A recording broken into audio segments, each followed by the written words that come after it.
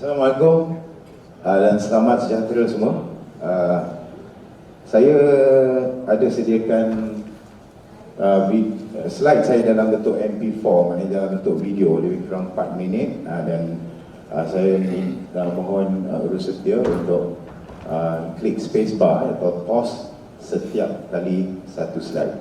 So sebelum saya mulakan pembentangan saya pada hari ini, kita bagi tepukan kepada penganjur LKTN untuk persidangan hari ini yang paling kuat, Tanya.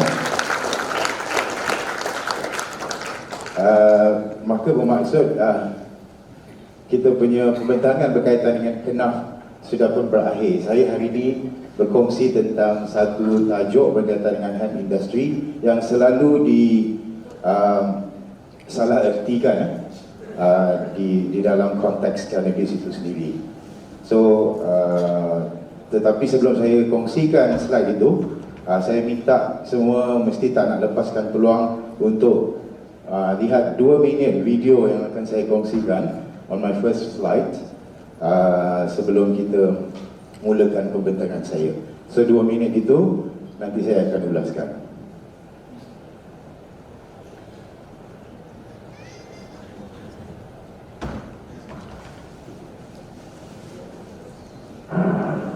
But Holland comes in for a pit stop. Time to refuel and change tires. Lou Moore himself changes the tires. Only 4 crew members, including the driver, are allowed to work on the car. It's a tense time. Holland stays in his seat, anxious to get away. Let's watch.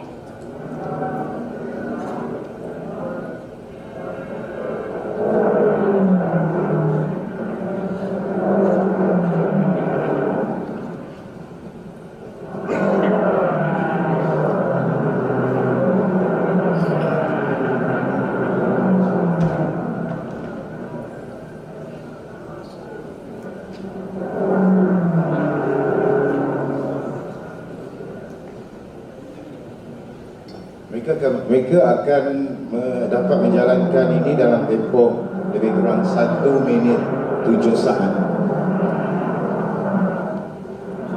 The tires are changed at last. A crewman polishes the windshield as Holland moves away just 67 seconds after he stopped. Okey, kita tengok yang ini 1 minit slide terakhir.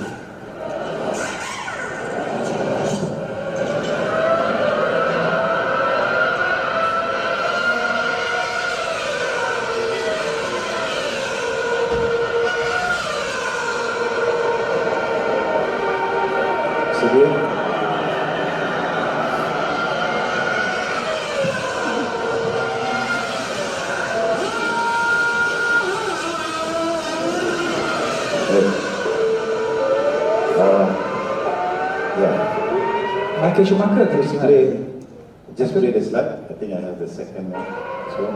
Terima kasih, itu intro saya. Tanya driver tadi, Michael Schumacher ke?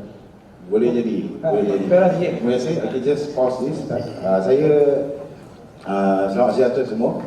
Slide tadi untuk menunjuk, video tadi untuk menunjukkan perbezaan tahun sebelumnya dan tahun selepas manusia berevolusi, dan banyak teknologi yang kita perolehi, dan permasalahan-permasalahan yang kita kenal pasti yang boleh diselesaikan dalam pelbagai bentuk ataupun dalam pelbagai bentuk crop di sini. Atau tajuk kita akan lebih menjurus kepada natural fiber. Saya mewakili Persatuan Penyelidikan Hemp Malaysia. Kami ditubuhkan pada Mac 2016, dan gambar di sini adalah gambar biji benih yang sudah lama kami simpan cita-cita untuk menanam database untuk hemp industry di Malaysia sejak tahun 2016. Next slide.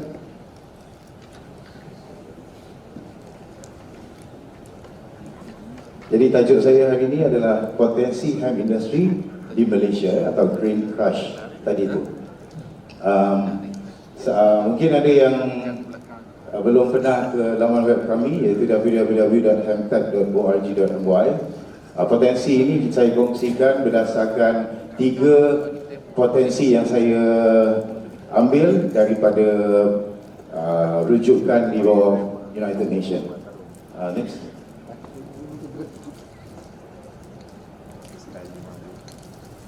Baik, stop. Sebelum kita ke slide saya, sebenarnya ini adalah antara image sensitif terutama untuk cannabis. Jadi saya suka untuk kongsikan sebenarnya yang saya pelajari selama tempoh 10 tahun dalam bidang ini. Ada sedikit maklumat yang boleh saya kongsikan. Kalau kita tengok di sini hemp yang kita boleh rujuk dengan WHO pernah menyatakan hemp ini is no abusive, ataupun hemp ini langsung tidak boleh disalahgunakan kerana hemp ini ialah low THC secara ringkasnya. Jika kita ambil spesies yang lain, cannabis MJ atau merujuk kepada spesies marijuana ataupun ganja yang kita tahu, dia mengandungi higher THC lah, ya, high THC. Menurut tahun 2019 Disember, UNODC atau United Nations Office of Drugs, mereka menyatakan yang cannabis itu sendiri ialah sesuatu yang less drugs. So saya baru melihat satu dokumentari, saya undang semua untuk Google dokumentari itu dan menyatakan bunga itu mengandungi satu zombie drugs. So kita terus kepada tajuk kita, potensi hemp industry. Ya, kita tidak ulas tentang ini, tapi ini sekadar ilmu untuk saya kongsikan. Next slide. Baik, potensi hemp industry atau potensi yang saya ambil daripada Google ini bermaksud having or showing the capacity to develop into something in the future. So maksud dekat sini, tajuk saya menceritakan tentang potensi masa depan. So saya kongsikan 3 potensi utama. Next please.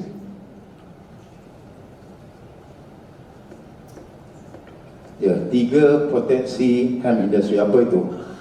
Boleh kita tengok nanti. Tapi ada lagi iklan. Satu lagi. Okey. Untuk yang baru, ya, kami MIRA ditubuhkan supaya membolehkan rakyat Malaysia untuk mempelajari tentang bahan termaju. Saya masih terus teruja dengan presentasi daripada Puan Hashimah. Kami dah buat 2 tahun.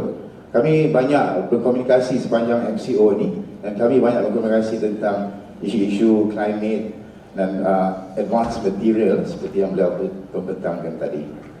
So kami di MIRA setakat hari ini kita sudah hampir mempunyai 1,000 ahli berdaftar dari seluruh Malaysia dan beberapa negara Asia. Next slide.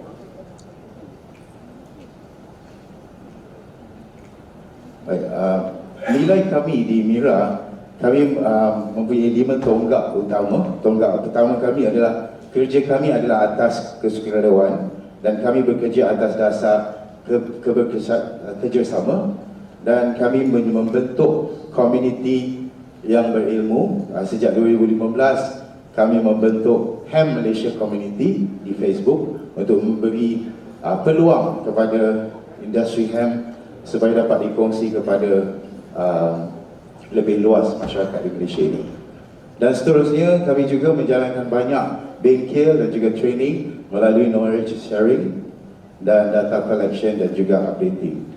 Keseluruhan misi kami, kami juga terlibat dengan network industrial hemp termasuk cannabis dari seluruh dunia, termasuk pemain-pemain yang mengaitkan hemp atau cannabis bersama pembangunan mampan. Selain itu, kami juga bersama dengan IIUM di bawah Profesor Tan Sri Zul untuk program Sejahtera Platform yang juga mempunyai rangkaian dari seluruh dunia. Next slide.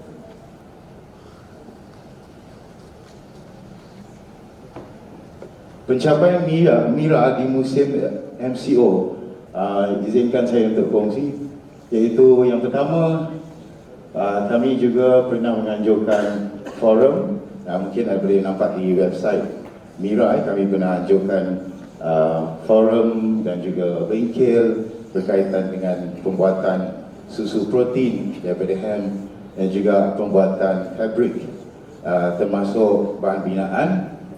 Dan pada tahun 2020 Januari. Kami juga ada di Nepal dan berjaya menghasilkan makanan haiwan daripada ham, dan kami juga terlibat dalam startup company di Asia ini ketika itu dan menghasilkan makanan haiwan di ASEAN Ham Summit. Selain itu juga kita buat banyak kerjasama dengan universiti tempatan dan juga universiti antarabangsa, termasuk kerjasama dan collaboration dalam pelbagai tajuk ham itu sendiri. Ya, bila kita sebut cannabinoids, kita merujuk kajian berkaitan dengan bunga, tidak ada kaitan dengan bahagian lain di tumbuhan itu. Next slide please. Baik, sedikit sekilas Mira 8 tahun hari ini.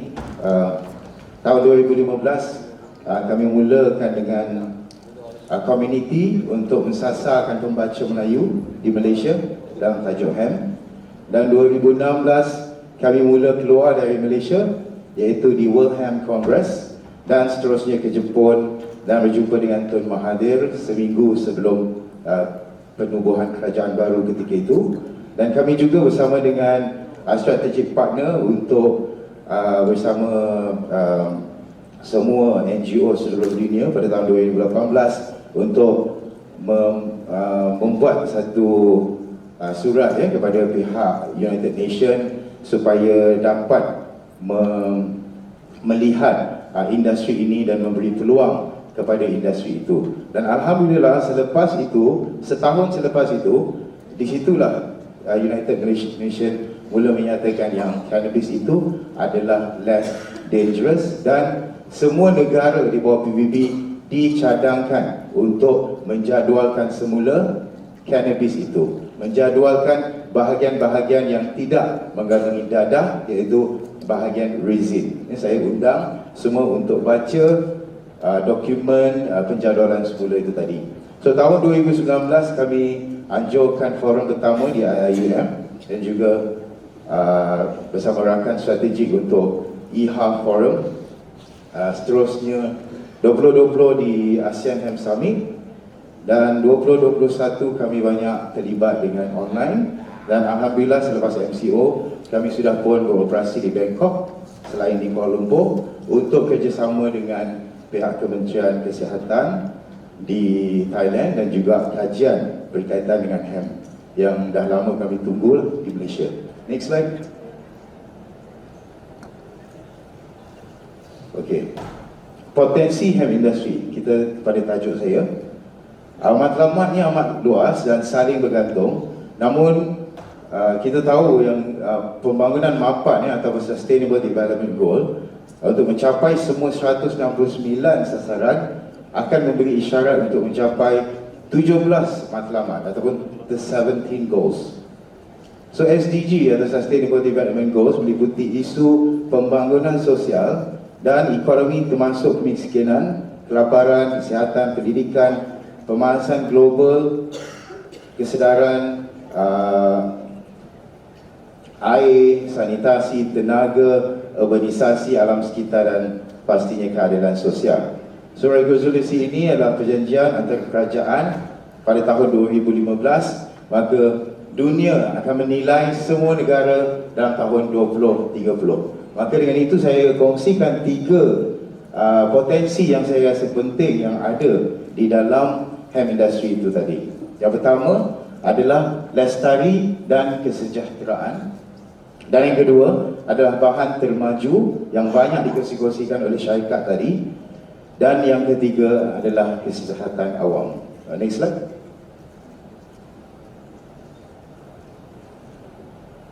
Okey. Baik. Jadi kita nampak dia sepatutnya ada macam klip-klip dekat situ. Sebenarnya saya cuba nak highlightkan yang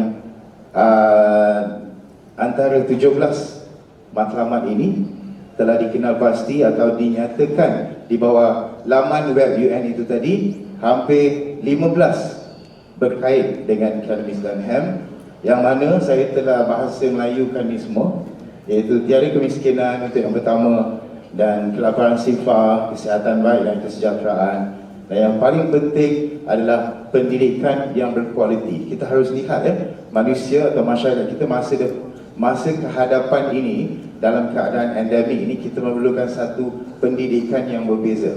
Satu pendidikan yang, sedangkan tanaman itu sendiri adalah tanaman yang berbeza supaya dia boleh diaplikasikan dalam semua bentuk industri dalam masa yang singkat. Itu kenapa F1 itu tadi. Ya, dalam masa yang singkat, serupa dengan hemp, dalam masa 2 bulan kita tahu hemp boleh menghasilkan protein lebih 20% tanpa campuran daripada bahan lain. Jadi antara perkara kelestarian yang kita boleh kongsikan dekat sini ialah goal yang ketiga ataupun matlamat yang ketiga, menyentuh tentang kesihatan baik dan kesejahteraan. Izinkan saya untuk kongsi masa saya di Nepal, saya lihat mereka tanam, mereka tidak tanam hemp lah, sebab hemp itu memang dah wujud di tanah mereka dan kerajaan tidak membenarkan apa-apa yang ada kaitan dengan bunga, tetapi apa-apa yang berkaitan dengan fiber, dia adalah industri yang lama di Nepal. Cuma apa yang saya maksudkan di situ, mereka mempunyai akses biji benih dengan banyak. Berbanding dengan kita boleh beli biji benih hemp daripada hemp seed oil di kedai Arab sekarang ini banyak, ataupun cold storage yang menjual hemp protein. Untuk pengetahuan semua, hemp seed oil daripada biji benih itu mampu untuk membantu permasalahan jantung, dengan minyak yang tidak mengandungi psikosis. Kita kena, bila saya sentuh tadi penjadualan semula, saya harap semua faham yang selain bunga tiada dadah. Maknanya kita bercerita tentang biji benih, mana biji benih itu memberikan kesihatan yang baik dan kesejahteraan. So, kita tahu hemp berbeza dengan spesies marijuana. Hemp bersifat melindungi, hemp bersifat melindungi atau avoid daripada penyakit-penyakit yang kronik. Dan kita tahu kalau spesies marijuana hanya dikaji menyatakan yang spesies itu mampu merawat pesakit kronik. Maka dengan itu, sebab itu banyak apa saya belajar di Thailand, untuk mereka yang langsung tidak pernah mengambil cannabis atau cannabinoid, kerana mereka sebenarnya tidak boleh diperkenalkan dengan spesies marijuana. Mereka perlu diperkenalkan dengan spesies hemp. Banyakkan lagi kajian, dia ada kaitan dengan kromosom tumbuhan itu adalah berbeza, kromosom hemp berbeza dan kromosom marijuana berbeza, dan dia bertindak balas berbeza kepada kanak-kanak dan bertindak balas berbeza kepada orang dewasa.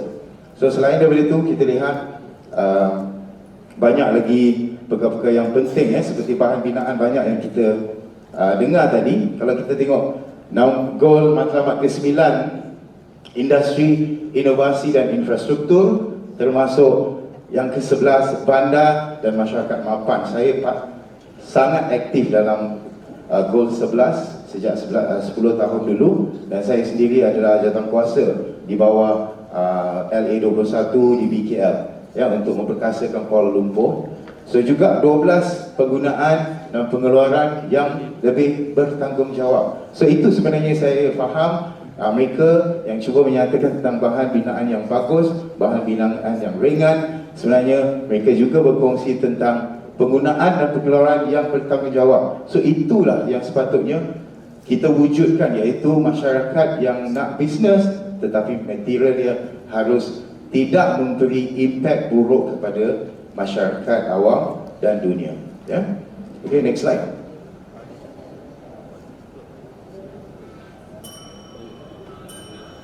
Okay, sedikit tentang sumber komoditi hemp dan nilai pasaran dunia. Saya tahu inilah momen yang paling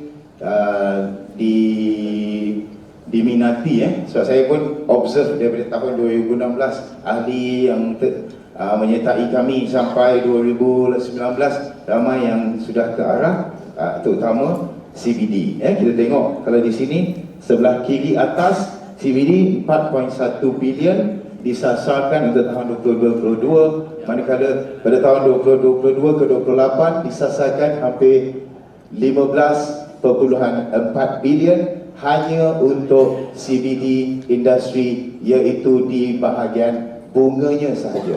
Okey, kita juga ada bahagian fiber yang di tengah-tengah itu tadi yang lebih boleh mencapai lebih kurang 26.41 bilion untuk industri hemp seperti yang dinyatakan itu tadi. Okey, next slide.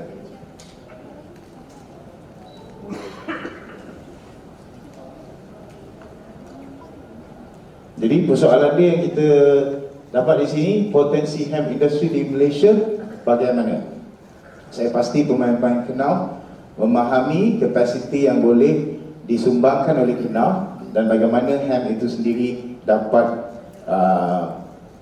menjadikan bahan alternatif untuk menyokong sumber itu tadi ya. Okay, so okay, next slide. Saya rasa saya dah hampir habis ke slide yang terakhir. Saya tinggalkan semua dengan aktiviti dan perkembangan Mira di Malaysia dan di negara jiran. Can just play the slide. Thank you.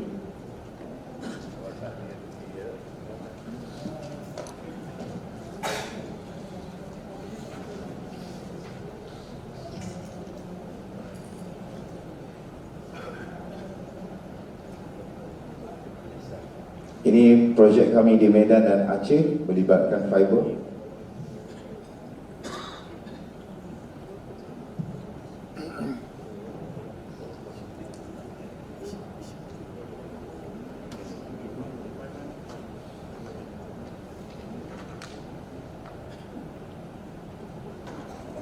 Bulan 2 nanti insyaAllah Mira akan lancarkan medical tourism card bersama Kementerian Kesihatan. Saya undang siapa yang ada berminat untuk ke Thailand untuk mendapatkan prescription doktor. Sebab kita tahu ramai yang pergi Thailand hanya dia tidak ada panduan. So, kami sudah pun bersama pihak embassy dan juga 15 klinik dan hospital kerajaan kita bekerjasama untuk semua rakyat Malaysia supaya mendapat akses yang dikawal sedia oleh pihak penguatkuasa.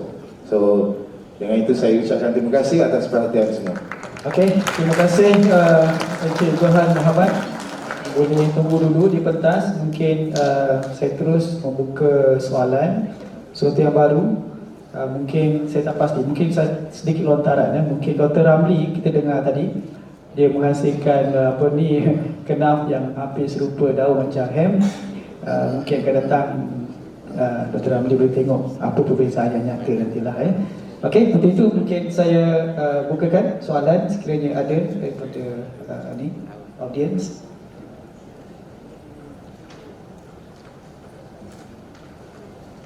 Yes, silakan.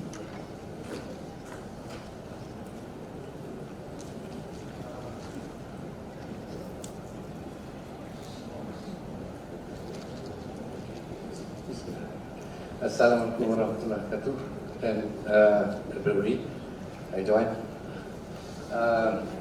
Saya sebenarnya tak ada soalan untuk Johan, cuma saya ingin ambil perhatian sikit. Saya Haji Wafi Jamaluddin adalah Presiden atau pengurusi kepada Persatuan Kenaf Industri Kenaf Malaysia. Ya, sama juga dengan Johan. Kita ni dapat bekerjasama dan mungkin kita ada some collaboration juga pernah ada kita buat. Untuk tu saya ingin menyebut dan mohon semua hadirin di sini untuk menyertai Persatuan Industri Kenaf Malaysia. Kita ada desk di luar dan kita boleh bagi borang dan sebagainya melalui soft copy dan tu. Tujuan persatuan ni nak baru, lebih baru pada hem tech dan untuk tu kita berada di sini sebagai menyatukan industri player atau perakan industri Kenaf, membantu LKTN dalam membangunkan dan menaikkan Kenaf sebagai satu industri dan komuniti. Dan ketiganya adalah menjadi suara kepada rakan industri dalam menyokong industri ini dan juga jadi pandangan kepada industri Kenaf ataupun LKTN. Untuk itu saja saya harap boleh ni lah, boleh mencertai Persatuan Industri Kenaf Malaysia Itu saya. Terima kasih. Okey. So mungkin ada dua persatuan Persatuan mungkin HAM pun nak promosi tadi lembaga persatuan kenal. Tumbuhannya pun hampir sama hampir sama dari segi fizikalnya lah. So kita cuba tengok macam mana kesesuaiannya lah, nanti mungkin pihak berkuasa akan melihat lah perkembangan tu dari masa ke semasa lah, insyaAllah. Soalan lagi kalau ada? Okey, satu soalan silakan. Dr. Ramli, silakan Dr.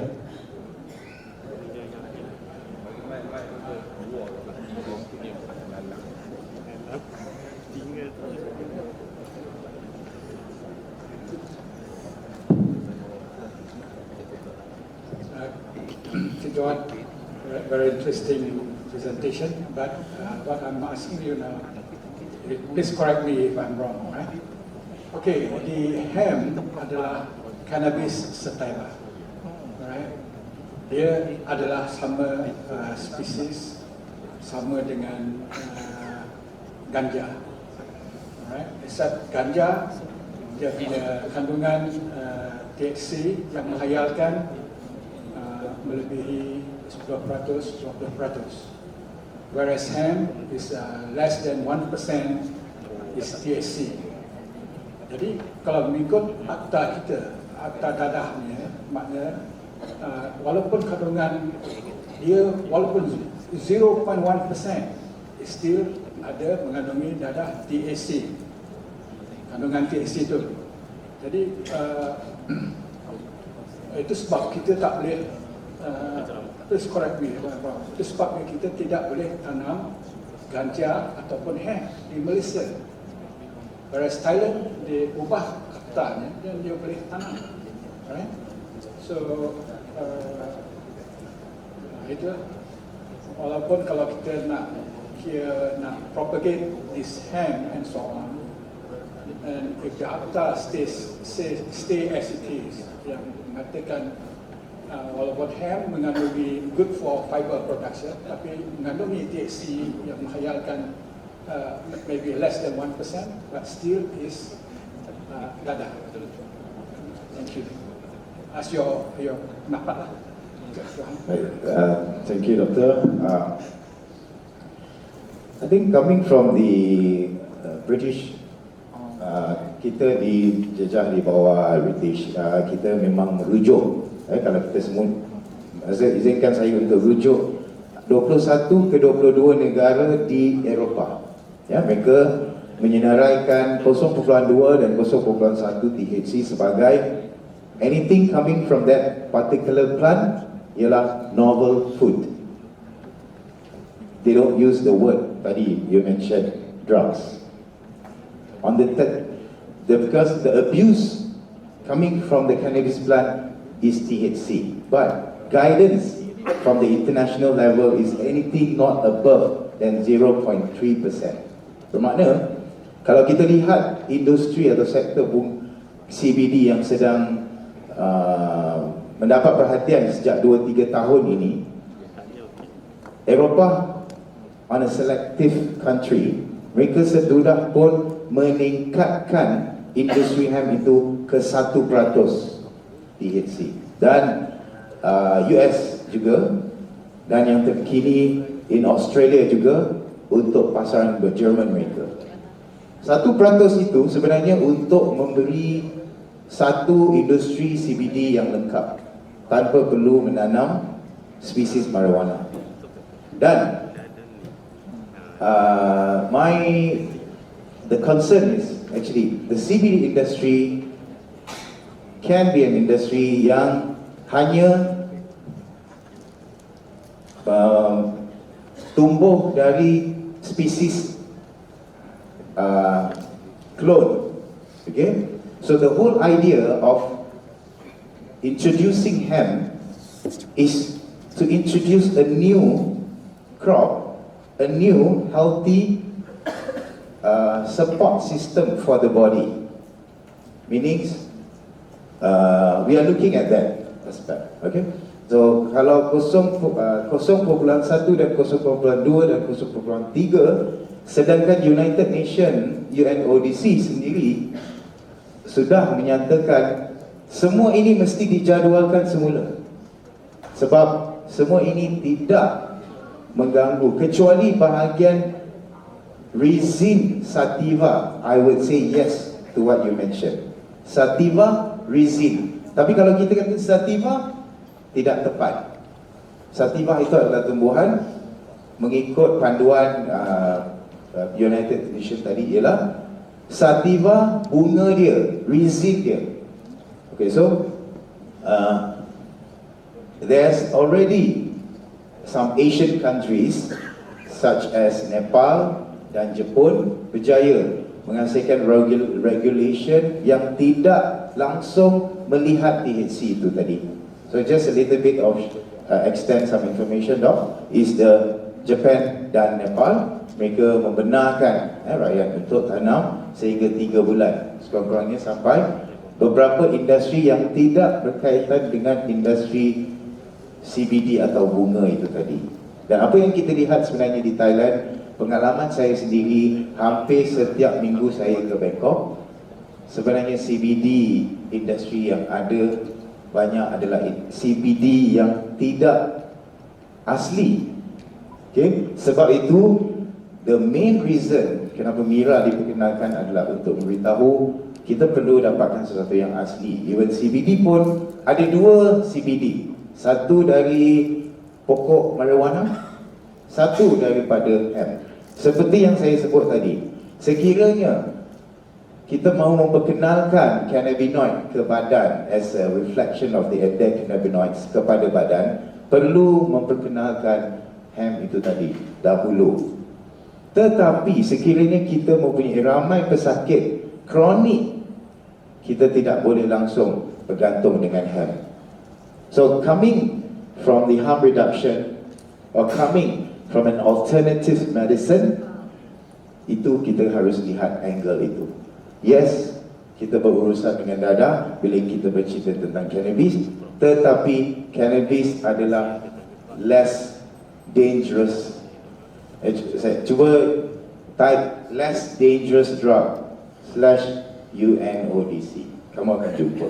Saya bukan menyatakan itu. Kenapa mereka menyatakan less dangerous dan kita bermati-matian di sini menyatakan dia adalah lebih berbahaya daripada morfin atau lebih berbahaya daripada yang lain? So sebenarnya